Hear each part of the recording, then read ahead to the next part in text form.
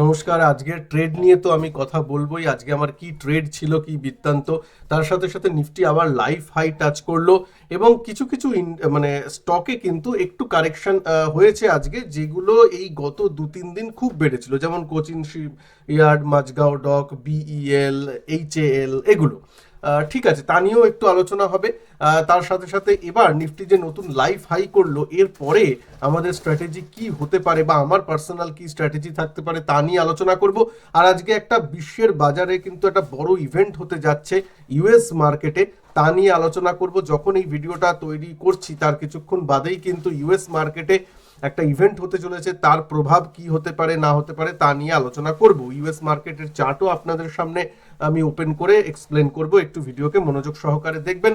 ভিডিওতে যারা নতুন, চ্যানেলকে সাবস্ক্রাইব করে বেল আইকনকে প্রেস করে দেবেন, যাতে নতুন কোনো আপডেট দিলে তার নোটিফিকেশন আপনাদের কাছে চলে আসে। ভিডিওকে ভালো লাগলে একটু লাইক করে দেবেন। চলুন শুরু করি। প্রথমে প্রথমে আজকে নিফটি নিয়ে কথা বলি। নিফটির 15 মিনিট চার্ট আপনাদের সামনে ওপেন আছে, মোটামুটি উপরের দিকে ওপেন হয়েছে। গতকালের যেহেতু মানে ক্লোজিংটা একটু ভালো ছিল, ওপেনিং হয়েছে, তারপর একটু কনসলিডেট করেছে। আমি যদি আপনাদের মানে এমনি দেখাই ড্রয়িং করে, তো একটু কনসলিডেট করেছে প্রথমে 1-2 ঘন্টা মোটামুটি একটু কনসলিডেট করেছে। তারপর কিন্তু নিফটিতে এইখানে এই যে এখানে কনসলিডেটটা করলো। কনসলিডেট করার পর কিন্তু এখানে এখানে এবার এবার মানে এই ক্যান্ডেলে ব্রেকআউট দেওয়ার প্রবণতা দেখিয়ে তারপর দিনের হাইকে ক্রস করলো। তারপর দিনের হাইকেও মেনটেন করেছে, মানে ব্রেক করেছে, কনসলিডেট করেছে, আবার উপরের দিকে গেছে, আবার কনসলিডেট করেছে, এরকম। দিনের শেষে বন্ধ হতে হতে, হ্যাঁ, অ্যাভারেজ ক্লোজিং প্রাইস হয়তো মোটামুটি একটু যা বন্ধ হয়েছে ওই 24,430, 420, এরকম। মোটামুটি 24,400-র উপরে যখন ক্লোজিং দিয়েছে, বন্ধটা কিন্তু খারাপ হয়নি। যেটা মেন ইম্পর্টেন্ট, আপনাদের সাথে 11টা সময় টেলিগ্রামে, আমার যে পাবলিক ফ্রি টেলিগ্রাম গ্রুপ আছে, সেখানে কিন্তু আমি 11টা 13তে দেখবেন আমি কিন্তু শেয়ার করেছিলাম যে নিফটি ডেলি ক্যান্ডেলে ব্রেকআউটের জায়গায়। তখন যদি নিফটির ভ্যালুটাও দেখেন, 24,385-তে কিন্তু মার্কেট চলছিল। 24,385 থেকে মার্কেট আজকের দিনে যে হাই করেছিল, সেখানে কিন্তু 24,440-এর কাছাকাছি ও যায়। তার মানে মোটামুটি অপশনের নিরিখেও মোটামুটি একটা ভালো র্যালি পাওয়া গেছে। আমি এটা 11টা 13তে আপনাদের সাথে শেয়ার করেছিলাম, এবং জানেন একমাত্র এই চ্যানেলেই শুধু বলে দিয়ে আমি চলে যাই না, যা কিছু বলি সেগুলোর উপর আমিও কিন্তু কনভিকশন থাকে বলেই আপনাদের সাথে শেয়ার করি, যদিও কোনো ট্রেডিং টিপস নয়, জাস্ট শেয়ার নলেজ, শেয়ারিং পারপাসে। আমিও কিন্তু এখানে অর্ডার বুকে যদি দেখেন, এই 11টা 14-এর সময় আমিও কিন্তু নিজে নিফটির কল অপশানে পজিশন নিই, এবং সেই পজিশনটা 319-320 টাকায় কেনা ছিল। 24,100-র কল অপশান, সেটাকে কিন্তু আমি মোটামুটি ওই একটা নাগাদ আমি বিক্রি করে দিই 345-এর প্রাইসে। হ্যাঁ, এরপর বেড়ে আরও একটু 380-টাশির কাছে গেছিল এই প্রাইসটা। ঠিক আছে, মোটামুটি রিস্ক নিতে চাইনি, যা এসেছে ইটস এনাফ। কেন কেন বলছি, আজকে আজকে আরও একটা ট্রেড আমি করেছিলাম। পজিশনে গিয়ে আপনাদের দেখাই, একটু রিফ্রেশও করে দিই। পজিশনে গিয়ে দেখাই, পিএফসি। পিএফসির আমি ট্রেড নিয়েছিলাম। কেন নিয়েছিলাম চার্টে একটু এক্সপ্লেন করব, চিন্তা করবেন না। আগে একটু বুঝে নিন। পিএফসির আমি ট্রেড নিয়েছিলাম, সেটা থেকে ভালো মতন লাভে শেষ হয়। তারপর নিফটির যে ট্রেডটা নিই, সেটাতেও আপনাদের সামনে ভালোই মোটামুটি লাভ হয়ে শেষ করি। যে হ্যালের ব্যাপারটা, হ্যালেও আমি ট্রেড নিয়েছিলাম। হ্যাল আজকে নিচে এসেছিল, একটু সাপোর্টে নিয়েছিলাম, কিন্তু সেই সাপোর্টটা মানেনি, ও লোয়ার লো করে লোতেই আজকে বন্ধ হয়েছে। সুতরাং সেই হ্যালের ট্রেডটা ওয়ার্কআউট করেনি, হতেই পারে। তো কিন্তু টোটাল হরে ধরে 19,000 টাকার মতো আজকে এসেছে, যথেষ্ট। এই এই ট্রেডিং যে চ্যালেঞ্জ চলছে আপনাদের সাথে, মানে মোটামুটি 10 দিনের ট্রেডিং চ্যালেঞ্জ, তার আজকে 5th-6th ডে, তো টোটালি কিন্তু আমাদের মোটামুটি হরে ধরে ভালোই চলছে। আপাতত তো গ্রিনেই অল ওভার দ্য টাইম আছে। যদি এর পুরনো ভিডিওগুলো আপনারা দেখতে চান, আগের ট্রেডিং চ্যালেঞ্জগুলোর, তাহলে প্লিজ এই ভিডিওর শেষে আমি ভিডিওগুলো দিয়ে দেবো, অ্যাটাচ লিঙ্ক দিয়ে দেবো, প্লিজ একটু দেখে নেবেন এন্ড স্ক্রিনে। আচ্ছা, এইবার আসি আমি যেটা নিয়ে কথা বলছিলাম, পিএফসি ট্রেডটা একটু এক্সপ্লেন করে দিই। নিফটি ট্রেডটা তো বলেইছি নিফটি চার্টে, আর 11টা 13তে আপনাদের সাথেও বলা ছিল।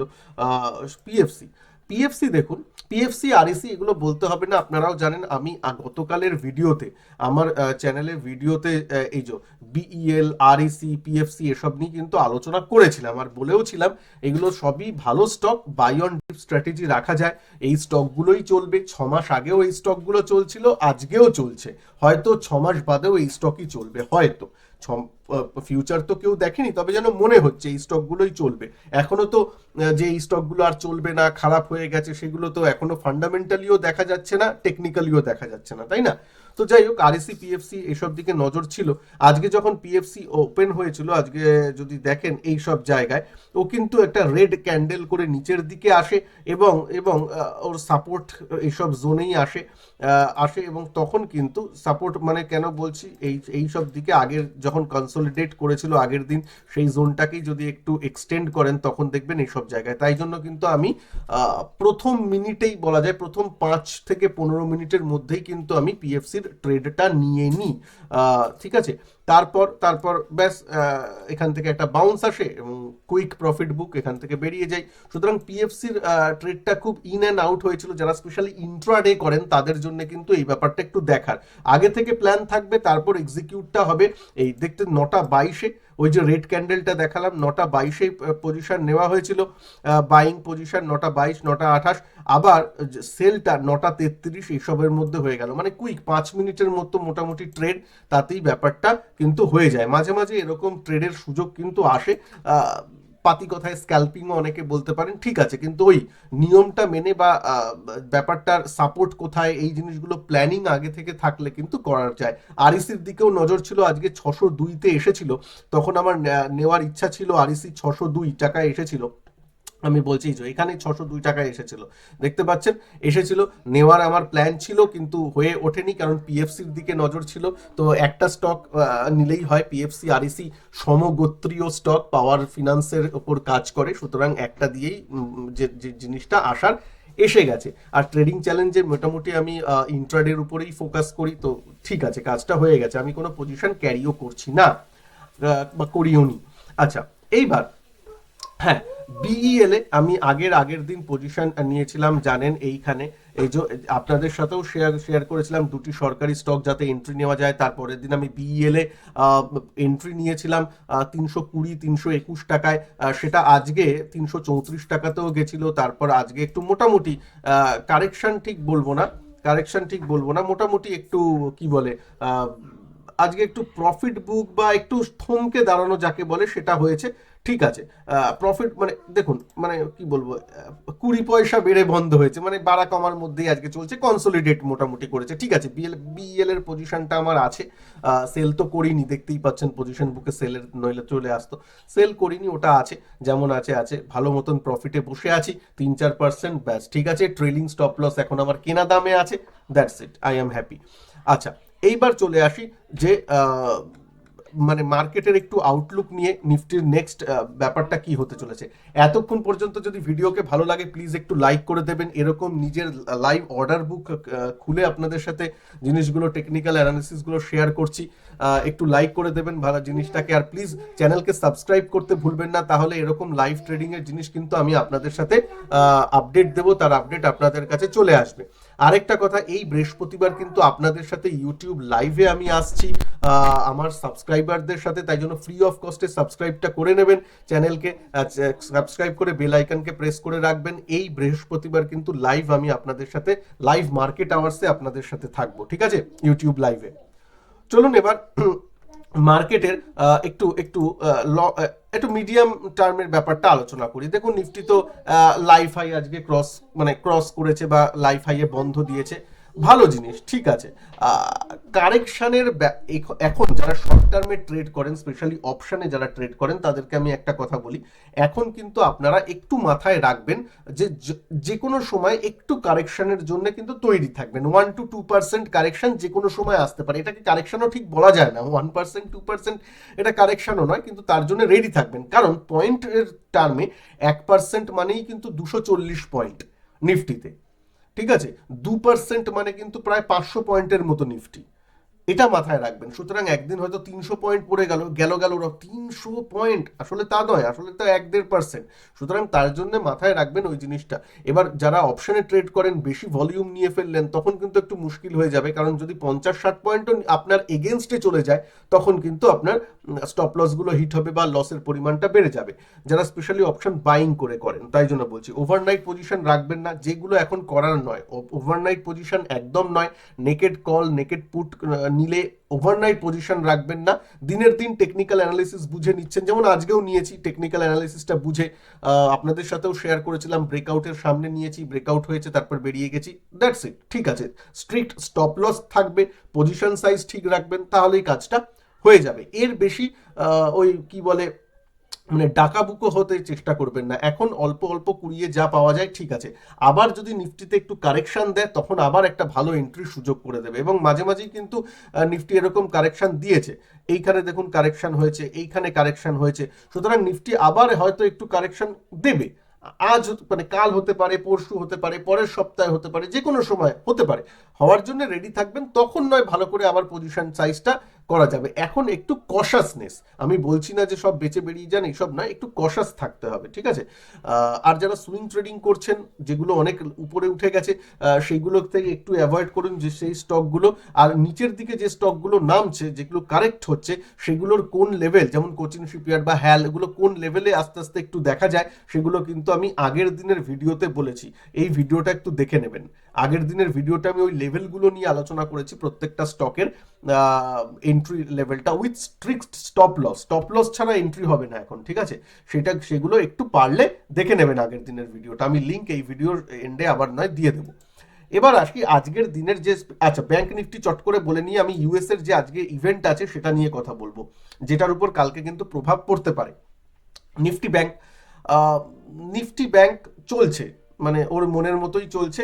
এখানে একটা ব্রেকআউট দিয়েছে 50,000-এর উপর থেকে, যখনই গেছে ভালো হয়েছে, 53,000 গেছে, ছুঁয়েছে।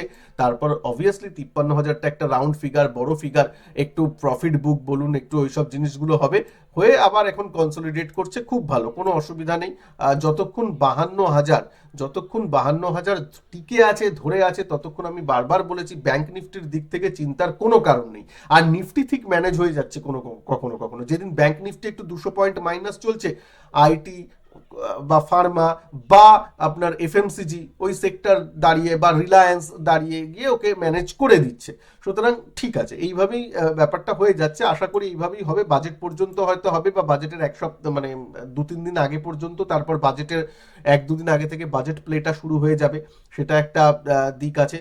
আমার ভিডিওগুলো তো তখন দেখবেনই, আমার বাজেট স্ট্র্যাটেজি কি হবে, বা কিছু যদি আমি করি স্ট্র্যাটেজি কি আমার প্ল্যানিং থাকবে বাজেটের আগে, নিশ্চয়ই আপনাদের সাথে শেয়ার করব জিনিসগুলো। টেকনিক্যাল অ্যানালিসিসটা নিশ্চয়ই আমার যা মতামত সেটা আমি আপনাদের সাথে বলবো। তার জন্য চ্যানেলটাকে কিন্তু সাবস্ক্রাইব করে রাখতে হবে।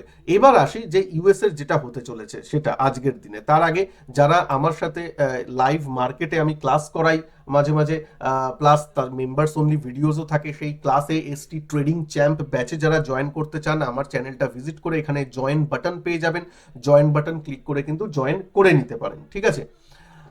আচ্ছা, এইবার এইবার আসি ইউএসএ কি হতে চলেছে আজকে। ইউএস মার্কেটে কিন্তু ওদের যে ফেড চেয়ারম্যান আছেন জেরোমি পাওয়েল, তিনি কিন্তু আজকে মানে পাবলিকের কোশ্চেনের অ্যান্সার দেবেন। ওদের সেনেটের সাথে একবার বসতে হয় ওয়াশিংটনে, এই জন্য উনি যাচ্ছেন।